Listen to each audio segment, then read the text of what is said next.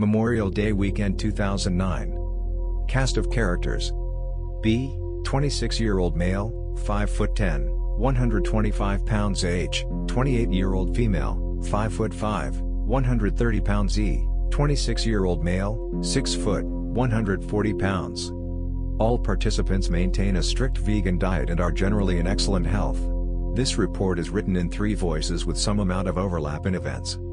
Plan: each person is to take 2 hits of LSD followed by 1 pill of MDMA approximately 3.5 hours thereafter. Set and setting. B's voice: I'd been curious about candy flipping for a number of years, but the opportunity to try the mythic combo had always eluded me. One fine day in May, however, a lovely series of rather serendipitous events afforded me the chance to procure enough LSD and MDMA for myself and 2 others. I related my find to a couple of wonderful friends who live out of town. They expressed interest in trying the combination, and so that weekend I left Brooklyn for West Philadelphia. I was somewhat aware that this combination may have a propensity for precipitating plus-type experiences. It's worth noting that I was involved in a rather traumatic bicycle accident about 4 weeks prior, which resulted in a broken clavicle and some nasty scarring. I was mostly healed, but my skin was still pink around the wounds, and my shoulder still ached, though lightly. In retrospect, I think that the psychological and physical impact of my accident had some effect on my experience. I arrived in Philly on Friday evening and met H&D for dinner and a couple glasses of sangria. We fleshed out our plans for the following day and chatted a bit about our expectations. My sleep that night was somewhat restless. We knew we were in for a ride. The next morning we shared breakfast. I ate lightly. E's house is situated in West Philadelphia. It is large, clean, and comfortable. We were alone for the duration of the experience, and had collected a few little toys for the impending trip: a tape recorder, guitar, sketchbook, markers, 2 stereos in separate parts of the house, and a large selection of music. We each took 2 hits of LSD at 10:30 a.m., about 2 hours after breakfast. Within 15 to 20 minutes I felt the LSD making itself known. My muscles trembled lightly, my breathing became deeper, I felt less talkative and somewhat anxious. I slowly paced around the house, feeling the twinges of energy move through my limbs. I remember chatting a little bit with my companions at this point, but I was more wrapped up in the rather unpleasant effects of the drug. Coming up is always difficult for me. H's voice: if, as B suggested at the outset, the LSD would make me anxious, I decided to quell the anxiety with tricks I've used before. I focused on the guitar. It makes time pass more quickly and allows me to forget myself. Only 5-10 minutes in, I felt it. Some quivering in my wrist, and playing guitar, remembering chords and or changing chord positions, became increasingly difficult as the seconds crawled forward. I mentioned nothing at first to B&D, but in my head I said, "Damn. This shit works fast." I am about 2 or 3 inches in at this point and looking for nonverbal confirmation from either B or E. Enter trope number 1, fear of being alone. E is slightly more energetic, and B is quiet. I have no sense that they are feeling what I am. We decide to go to the store to pick up batteries for the tape recorder. Nervous. I snip a little at E, make fun of a neighbor, and laugh awkwardly at B's jokes. Still nervous. Previous experience with situations involving LSD return briefly and remind me that the beginning of a trip can set the tone for the entire thing. Enter trope number 2, drug experience of the present through the lens of the past. I would like to be more calm, but the anxiety only feeds off itself. The green of the trees is startling. My stomach is feeling strange. We walk inside the store. I remember also how much easier it is to see the effects of coming up indoors, a house, store, wherever. Our footsteps cause a mirror on the wall to shudder slightly. Or does it? The mirror is likely moving only inside my eyes. At the counter I look at B. His pupils are dilated. Is he feeling what I'm feeling? Probably. Yes. Get home. Now. We get home and quickly put the batteries into the recorder before it's too late, and make our first verbal entry on the tape. We are all officially feeling it at this point. B's voice. The effects were continuing to build, but I was feeling a bit less anxious. We decided to take a walk to a nearby park. H grabbed a backpack, a couple of bottles of water, and we were out the door. As we turned the corner, I noticed a voice in the back of my head suggesting that perhaps it was in my best interest to turn around, head home, take cover. The park was crowded when we arrived. I felt exposed. I sat in the grass for a few short minutes before deciding to concede to that quiet voice in my head. We walked back, meandering over the cracked sidewalks, broken glass, hastily discarded trash. H's voice. B was insistent on bringing bananas. I decided this was either because some chemical in bananas intensified the effects of LSD, and B knew this, or because we were going adventuring, no adventure being complete without provisions. Clearly, we weren't going to actually eat the bananas. If my stomach was in knots at this point, so must be B's. B's note, it was because we were adventuring. On the walk I stumble once, maybe twice. Did anyone notice? I share B's anxiety. We are not drunk, we are on drugs. Everyday people not on drugs are passing us, perhaps wondering why our eyes are so big. He asks to hold my hand.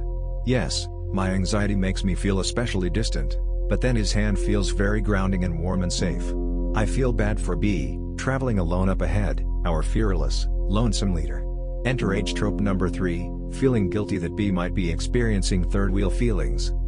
B's voice. Walking back, the birds sang a chorus with each voice perfectly focused. I wasn't able to concentrate on any particular sound or call, but neither was doing so a necessity. I was able to evenly divide my attention to each song and process them all in my head simultaneously. A sort of reverse cocktail party effect. How novel. It was nearing 1 p.m. by this point. The effects of the LSD were still escalating, but I felt that the physical effects were smoothing out as my body adjusted my new chemistry. We went to E's bedroom, where H and E sprawled on the bed and I sat on a chair. H picked up the guitar. She played while E and I sang along to a few songs. Singing felt fantastic. I noodled around with the guitar for a while and eyed the 6 little blue pills that we had planned to take. H and I commented on how our skin changes whenever we trip. My hands age. They appear veiny, wrinkled, bony, weak, arthritic. I worried about what it will be like to be older, and how I'll manage to come to terms with aging. I feel reasonably clear-headed, but things are visually rather, impressive. H's voice. What I saw in E's room, my skin aging in and out, or at least the dark parts of my hand, shadows in the crevices, darker parts of skin, pulsing darker, then lighter. The glow of the painting of the boat, the incredible blue of the sea there. The ship coming towards me, the soft billowing and white light of the curtains, watery music, it fed into the nautical theme I felt on and off all day. The painting of the girl with blue hair on the wall, her hair reaching up and out of her head, then coming back down, some very pleasant Medusa hair. Technicolor patterns on my skin, like moving tattoos or the script of a strange, Arabic-like language. White light changing to a rose color, to a green, then blue, constantly in flux, like rainbow blood coursing through the vessels of what makes up the unseen of the world. A small fresh scar on my arm, glowing bright, then dark red.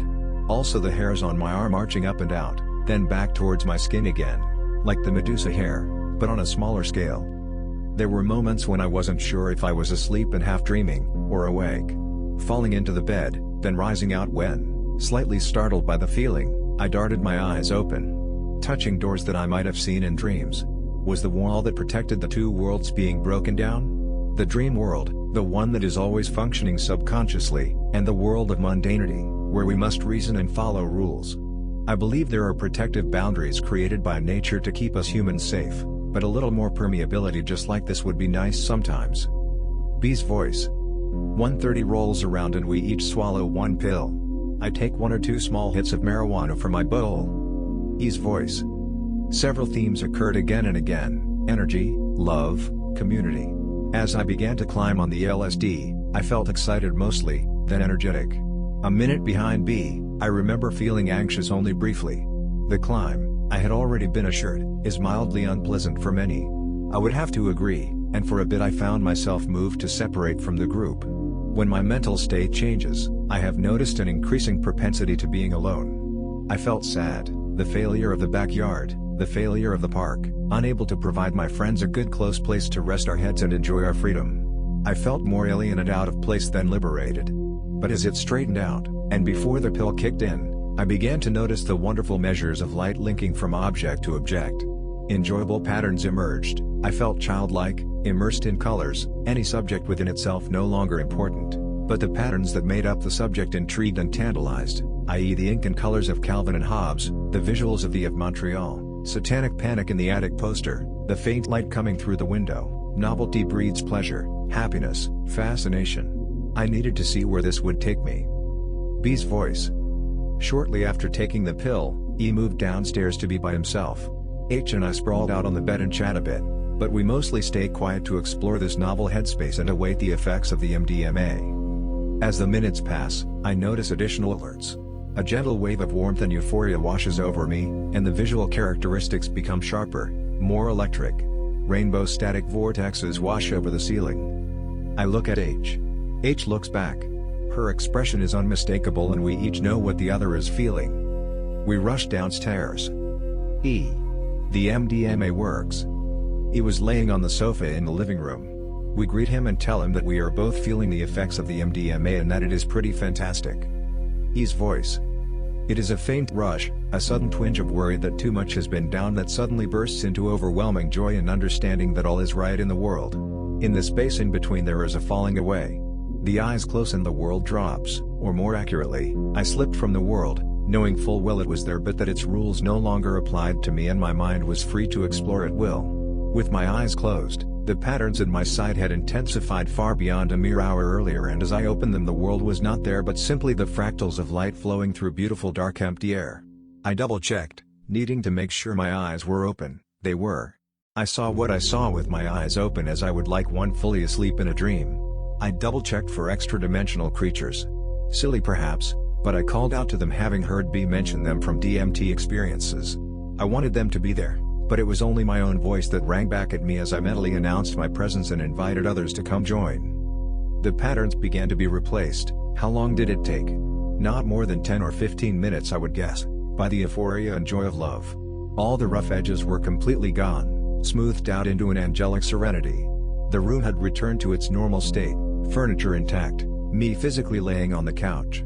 I felt very connected to H and B and missed them. As I moved to join them they came down the stairs.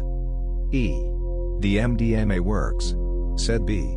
We hung out. It's all a bit blurry in my mind, though wonderful. I enjoyed a few more minutes to myself. At some point H and I went upstairs to my room to explore physically, but we wound up mostly just talking in between kisses. We spoke honestly and openly about our relationships, the wonderful stuff along with the pressures we felt we faced. We started to miss B and we also suspected, somewhat accurately I believe, that if we were to go down the path of intimacy too far we might never come back. We made a few notes into the recorder. I remember how amazingly lucid I felt even with the joy of the MDMA running through me. A fascinating combination of the openness of alcohol but remaining completely articulate though certainly very high. H's voice. I remember looking out the window and thinking, we can't leave now, we're too effed up. I felt trapped. The green of the trees looked so organic and inviting. MDMA for me had briefly kicked in, then retreated slightly, I think, but I wasn't allowed to go outside and enjoy them. I wondered to myself if this is what crazy people feel, an interior experience so bizarre when described, it's best to keep it to oneself and avoid contact.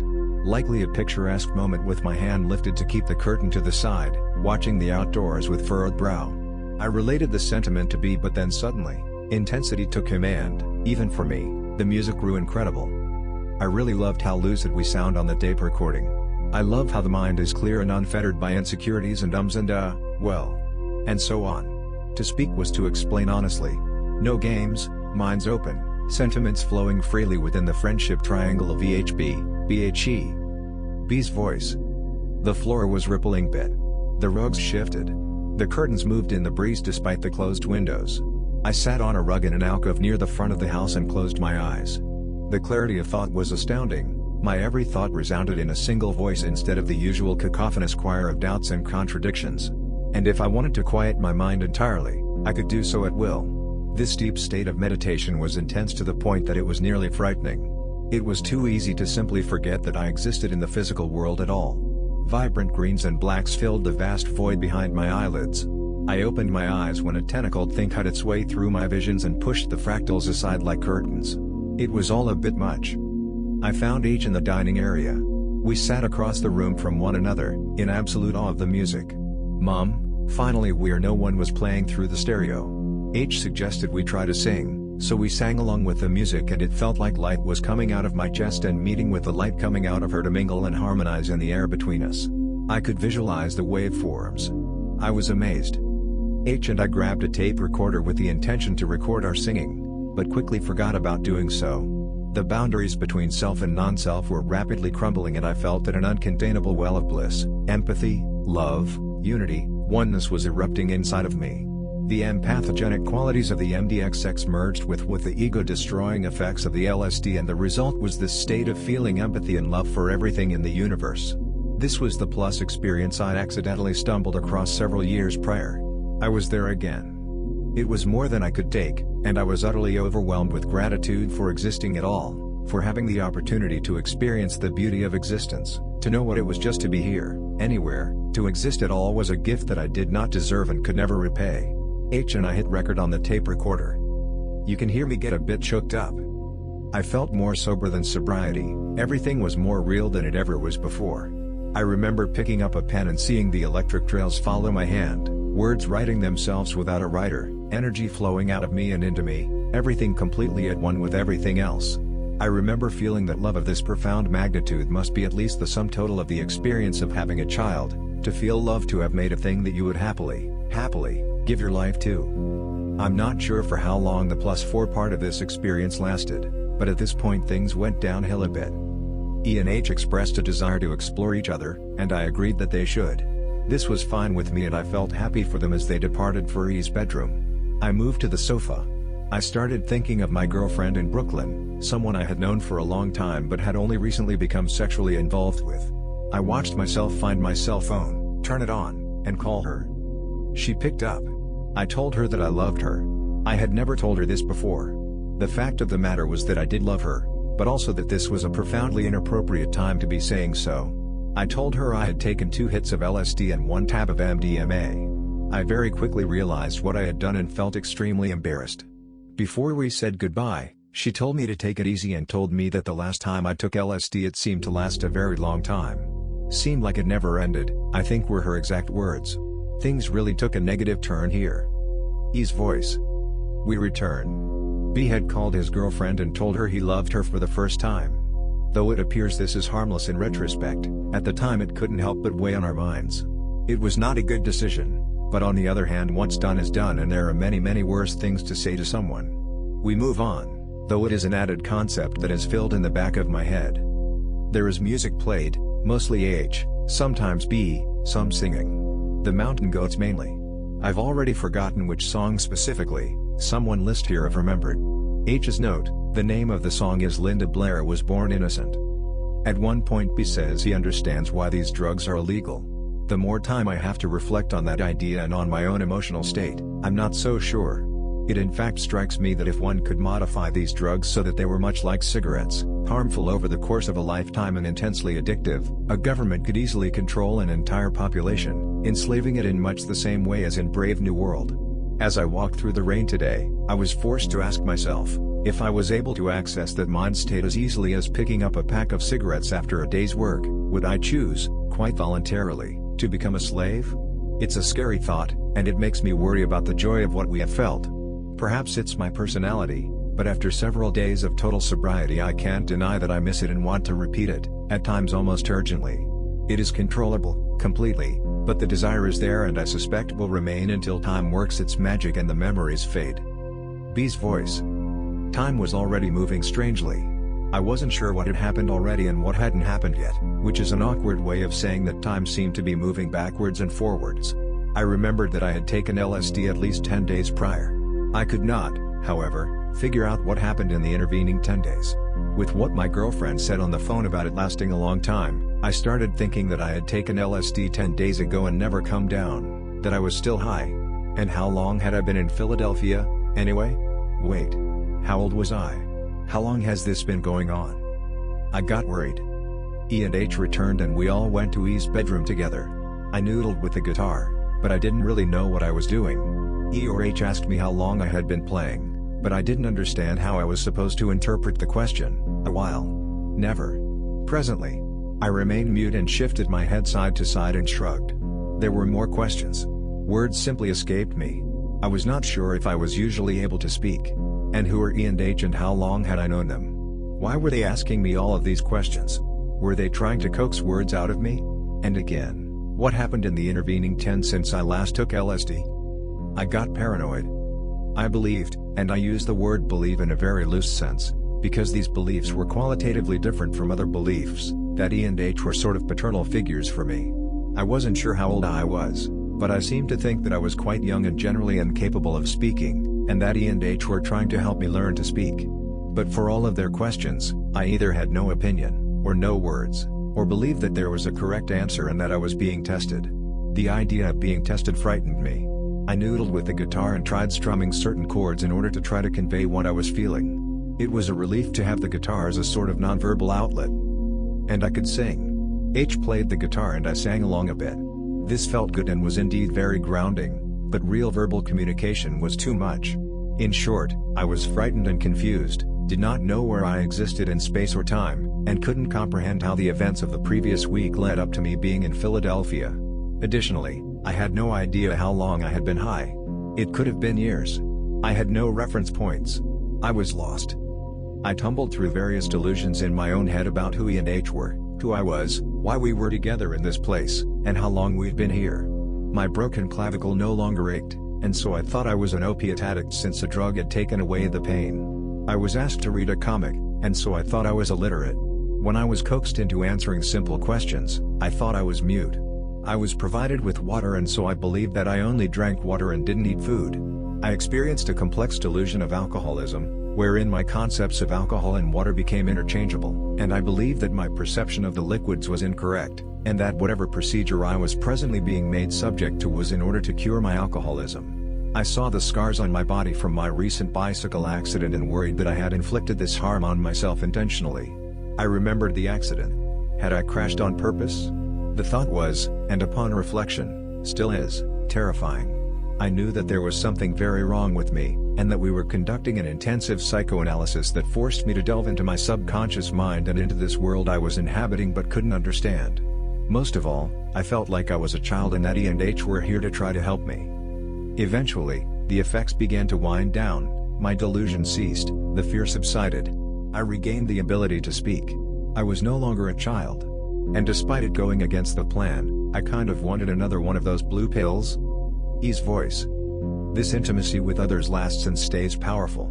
Though we are coming down, I still feel a sense of closeness and relief to have touched on something so beautiful. Towards the end we are lying on my bed. B suggests doing a second one. We agree. Later after I have snorted a part of a pill, a perfect definition of the word unpleasant or simply foul, off my learned guitar book I realize that I do not want more of this, that it is time to even out a bit. It is perhaps a mistake to be the odd man out as B and H both finish their other pills. I am coming down and it is happening fast and hard. Too quick for me to even realize until it is too late. I feel myself exposed, overly so, despite one being my lover and the other a longtime friend and confidant. As they are rising again, to a less intense degree, I am shutting them out and losing myself in my own mind. For a while I cannot speak except to offer the occasional reassurance that I'm fine and well, which is true. I feel jealous of their state but also relieved to be in my own head again. For a while I am happy to follow them in body while my mind begins to categorize, sort, search, and make sense of all that has happened to it. I feel awkward but not terrible. B and H are both very kind to me as I slip further and further out of it. I am not used to such intensity nor did I realize how much I would like it. I feel the need to pull back, a feeling that remains for several hours. H's voice. At some point, B and I discussed how having experiences like this with other people, especially when a little younger than now, opens a door that may or may not be ready to open. Deep connections are made. They remain, though time passes and people grow apart. A giant hole in space opens, a golden marble is accidentally dropped inside, then the hole closes, the point of gold, the bond, remaining. I had friends in relationships like this in college. I don't necessarily regret them, but they certainly weren't naturally deep. The opening of the senses through drugs made them preemptively intense, and permitted them to exist longer than they ought to have. E's voice. While I'm spacey, we head out to H's place to change the environment and hang out with her cat. I stay quiet and withdrawn. Once again it does not come from a hostile place but the need to be emotionally alone for a bit. I don't remember too many details. B and H left to smoke cigarettes, I stayed. We all went out to the front porch to enjoy the cool night air, and finally headed back to my place. We stopped by Dog Street first to fill up a growler with beer. B and I hang out, he offers to talk. I assure him I am fine. After we go home, they pour some beers and I head upstairs. I don't have any beer. My abstinence here turns out to be a fantastically terrible choice. In my room with the door locked, I am finally alone and face many personal demons, items that for now will stay private. I light some candles and turn on music, working my way through these very sudden and very strong feelings. They come in waves, exploding and retreating. B and H both stop into comfort. I push them away for a while longer. H finally comes in, but I have no words for her at the moment. I am disconnected and lost. She is sad, I am empty. I go downstairs for a drink and to see my roomies. I down 3 shots of frozen vodka and a lager black and tan. 10 minutes later the alcohol is working its way through my system and rapidly cutting away the emptiness. Warmth and endearment begin to set in, along with a sense of empowerment. No longer a victim of circumstance, I'm able to finally pull myself together enough to relate to others again. I'm impressed by the power of the booze, it really made me feel okay. H and I talk a great deal. Eventually I swing by B, who is near asleep, to offer my apology for being so far away. Laid back, he appears calm about the whole situation. With H I smoke the best tasting cigarette of my life, equals an unfiltered. Dough. I quit over a year ago. Totally worth it though. Then, sleep? I'm not sure if there was any intervening events. The last one I really remember is smoking that cigarette. Possibly we drank some more beer, but then off to bed for a much needed sleep. 6 days later. B. Sunday and Monday were been rough, largely dominated by an unspecific sort of anxiety, an antsy boredom to do something/anything. By Tuesday, things had leveled off and I was left with a fantastic afterglow, general feeling of confidence, a feeling that I had a deep understanding of myself. I'm not afraid to offer advice or speak confidently. Everything feels right and good. I feel as though my life had previously been riding on rails, and that a possibility for dramatic change for my future has opened. This doesn't feel entirely comfortable. I'd say that my life in the months prior to this experience were comfortable. Now I feel like I'm on a mission. It's good. I would be curious to repeat this with BK-MDMA instead of the mystery street pills I'd acquired. I think the more grounded character of BK-MDMA would be a fantastic complement for using LSD in this sort of setting. I would also probably lower the LSD dosage to 1 hit. I was overwhelmed. I would also keep Valium on hand, and would probably abstain from smoking marijuana, at least until things have pretty much tapered off. Incidentally, I have not felt the desire to drink alcohol since this experience. H. This past week I have had very little urge to drink. I have had a great urge to stay sharp and busy. I've felt great warmth for my family and friends, but my dreams are often nightmares, or very vivid and desperate. Things that give me joy are particularly joyful. Today my bike ride to work stimulated just like the old days. I can't help but sense, however, that my engagement with these elements of my life is a willful distraction. From what, though? And is this mere residual gratitude from the drug or a real change? Some pockets of emptiness will strike me at moments. Overall, however, I feel more confident and interested in engaging strangers, something I don't typically do with consistency. I am struck also by the lack of art in my life, something B and I discussed in E's room after our peak. A thing I ought to remedy, but not sure how.